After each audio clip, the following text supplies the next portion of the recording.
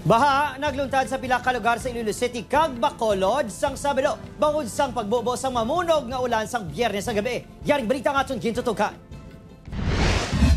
127 ka pamilya ang ginabugusan sang 400 ka individual ang evacuate sa barangay Lanit Haro sang Biyernes sang gabi bangod sa pagbinaha.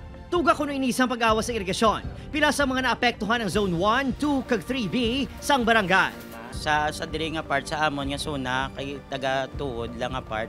Then mayara nga mga medyo madalong nga part bala medyo tagahawak nga. Nagagamit pa sang lubid ang pinaka-residente para mapagwa ang mga nag-evacuate. Sang gana pala nga magdalom, nang himos na kami. Nagpanulod ang among pandala sa ibabaw. Mga alas 4 Sabado sang kagahon sang nagnubong tubig, gani gilayon man nga nagpalauli ang mga pumuluyo.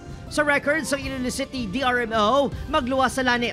Ginbaha man ang barangay Tagba, Kamalig, Buntatala, kag Balanta. 2,284 ka individual ang apektado. Nag-coordinate kita dayon sa aton nga mga kabarangayan, kagin pang check kung may mga ginbaha na nga areas. Igapatawag sa alkalde ang DPWH, ICDEO Buwas. Bala nga may project na ang DPWH ang aton Loan District Office.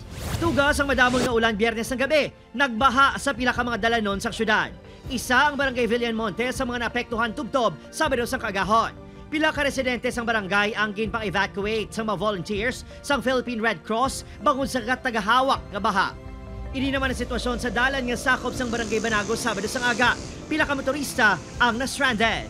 Negro kalusot daw.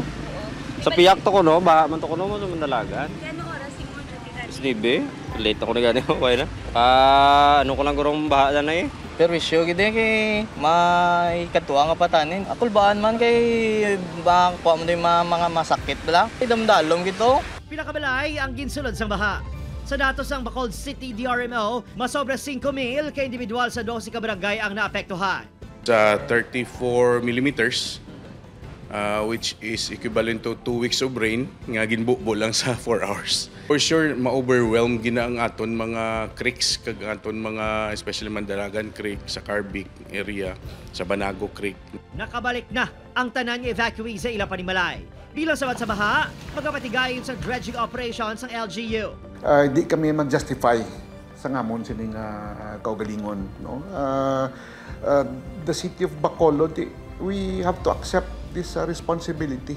No? Hindi na ko yung magambal nga sala niya mo. No? Wala na. Ang pinaka-importante subong ya, anong solusyon nga amon sining pagaymuon?